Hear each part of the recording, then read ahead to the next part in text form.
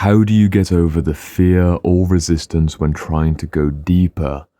Honest answer, sometimes you probably shouldn't go deeper. There's a very good reason, especially if you're dealing with repressed memories or complex trauma, why you shouldn't go too far too quickly, but it depends what we're talking about. Are we talking about resistance in the form of the war of art, resistance being a blockage towards creative potential, or are we talking about resistance in a traumatic dissociative sense, where your trauma is keeping you locked in a certain pattern and you're actually creating a self-protective perceptual barrier to prevent you seeing too much too soon? And this is very important for childhood issues and for also any kind of shadow material around evil or maliciousness or the worst aspects of our personality.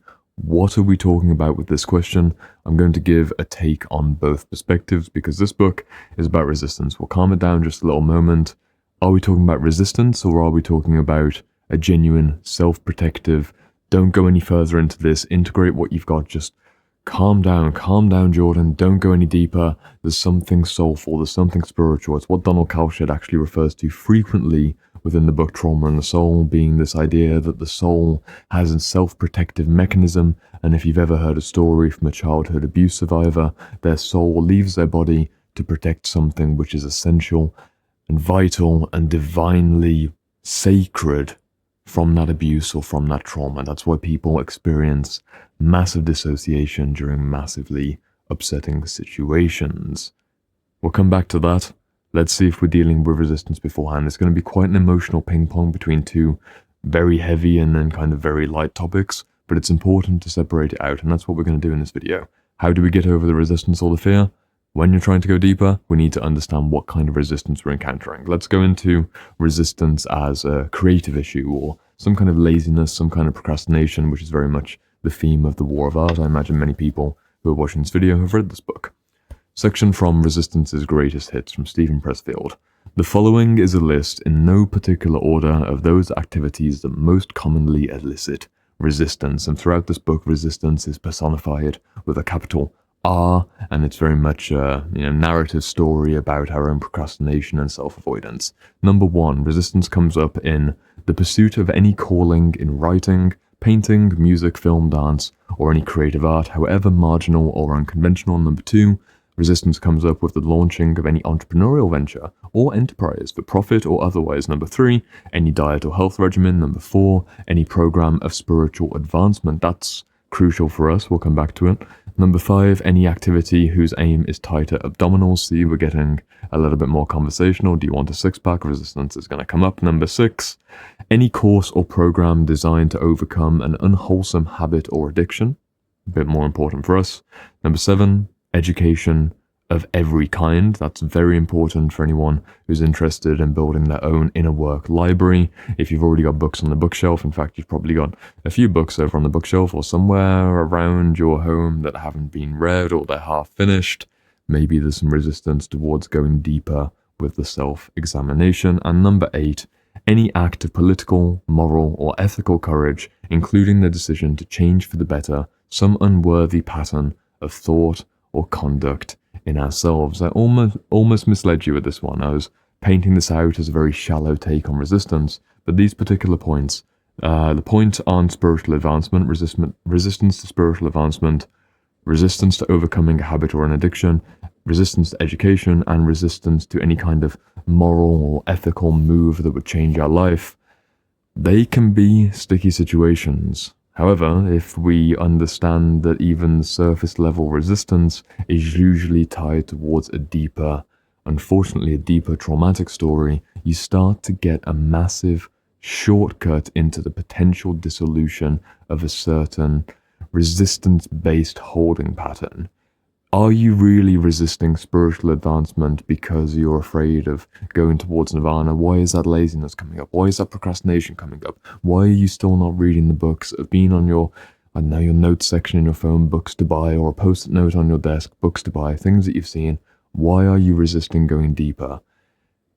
Unfortunately, it's not a duality. I kind of painted it out at the start of the video that we've got superficial resistance and deep traumatic resistance towards not going to places that we're really not ready for.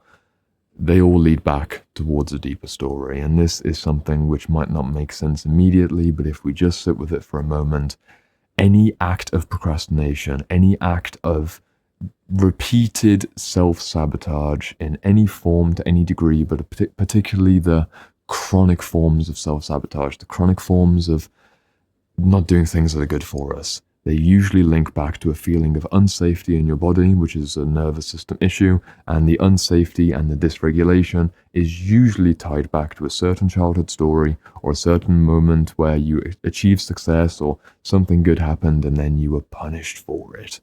It's not easy to put into words because it's going to be different for you and different for the next person. But just pausing to think, okay, why am I afraid to go deeper? Why haven't I got the courage to confront myself? Why is this still an issue? It's probably because it goes much further back. For example, my own personal issues with not necessarily having good bedtimes. That's probably the number one problematic resistance towards my own self-routines of, okay, I'm going to go to bed. I work late, but my cutoff would be like, okay, 2 a.m. 2 a.m. is a good time to be going to bed. Let's not stay up till 3 or 4. It will then set off my day the next day. Why is there resistance? Why is there a procrastination of my own bedtime? Why do I have bedtime rebellion? I already know it's because I have a certain... I'll be honest with you. I'll be vulnerable with you. Let's be honest about my feelings. What is my resistance towards bedtime? Am I really just resisting a healthy morning routine and the ability to, put myself to bed and get a nice 9 hours sleep? I always get 8 or 9 hours sleep. I just push the sleep back and I wake up late. The honest answer is that I had a habit throughout all of my childhood years where I didn't enjoy being around in a very overstimulating, often quite loud family environment during the waking hours. So from a very young age, I remember being on my Game Boy, under the covers, when everyone's asleep, and the greatest peace of mind that I had wasn't at school. It wasn't when I came back from school and everyone's still awake. It was when everyone was asleep and it was quiet. That's what created safety in my nervous system. That's what led me to a feeling of being okay as a little boy in an environment that I couldn't get out of. And if I pay attention to what happens when my sleeping gets later and later and later, in most cases, it's because my stress is also rising and I'm self-soothing my own stress based on a pattern that worked for me in the past by something which is deeply ingrained into my implicit procedural memory, which is a neurobiology term for any kind of series of stacked sensations or stacked behaviors which create a process, an implicit process, an unconscious process, an automatic process of self-regulation. I'm self-regulating and rebelling against my bedtime because there is an inner child inside of me and an inner teenager especially which stayed in that habit for years and years and years. And for me to be looking at more videos on YouTube about how to get to bed on time and things to put in place and strategies to put in place would be missing the genuine inner work opportunity, the genuine invitation towards a new level of consciousness, a new level of awareness, a new level of healing, which is actually, I've still got some inner child and inner teenager issues which I get to work on. What would I need? What would my inner child need? What would my inner teenager need to feel safe when things are getting stressful? Is there a way for me to get, this is an idea. Is there a way for me to get more peace, more quiet, more time to myself in the middle of a day? Yes, there is. And I've noticed a consistent habit. This has happened a lot over the last few months because I've been working like an absolute madman filming my course. I've been filming, I think 3 weeks in a row, I filmed 15 videos, 14 videos, 16 videos, and then all the other things on social media and my client load and also continual research and then my own gym, my own fitness, my own personal relationships. It has been a lot for the last 3 months and I batched up YouTube ahead of time. Naturally, according to my own personal history, my bedtime gets later and later and later. I'm still productive, I'm still working, but the way that I've brought it back and the way that I've reduced my stress is taking that hint that I want more quiet, I want more peace of mind, let's try and find a way to get that in the day. It means really prioritizing a midday walk. It means making sure I get my workouts in no matter what. It means taking a nap when I need to.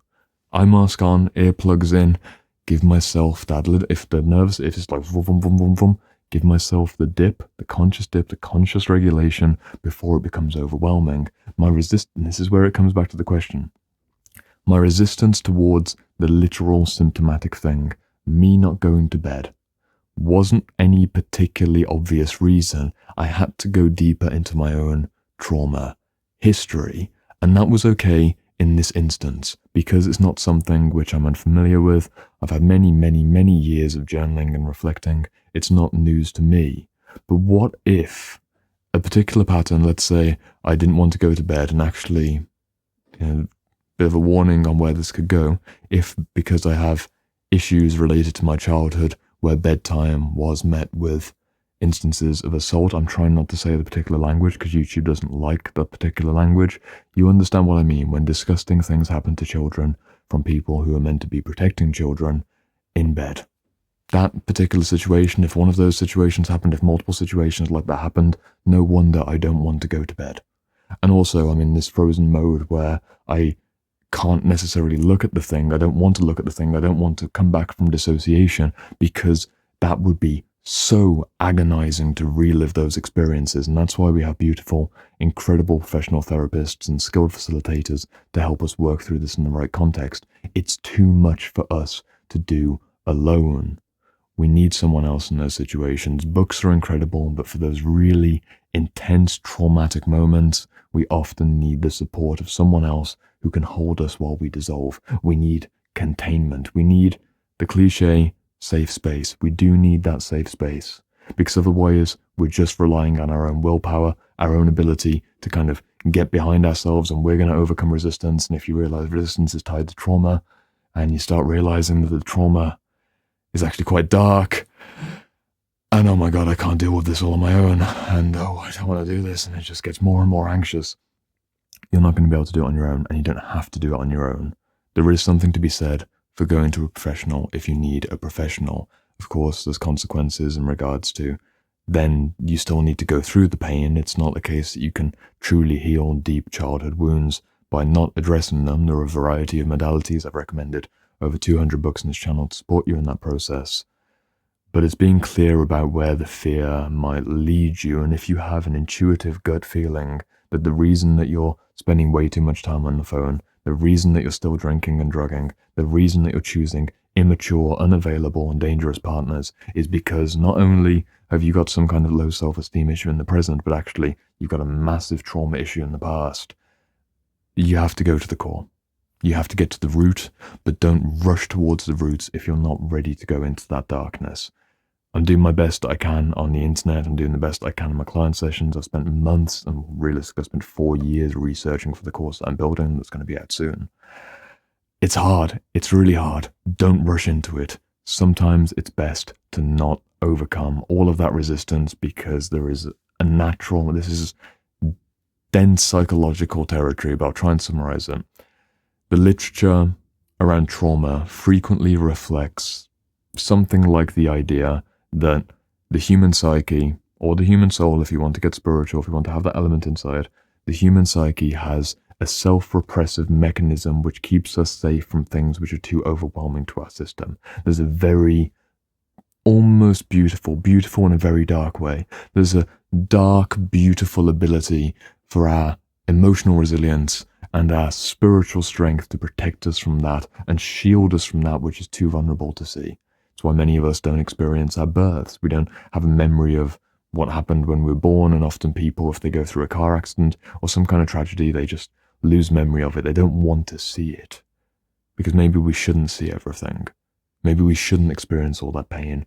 Maybe it's a beautiful evolutionary or God-given gift that we don't experience all of that.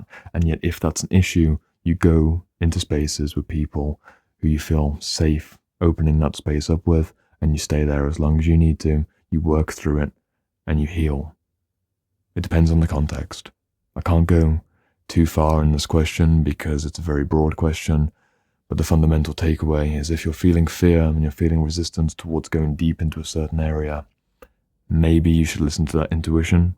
And yet on the flip side, paradoxically, to be a complete contradiction, sometimes when we feel that fear and that resistance, it's actually just an everyday lazy behavior and it's got nothing to do with trauma, and you can just get out of your own way and do it. It depends on the situation. Just build that ability to be able to see when it's one and when it's the other, and things will start to get better.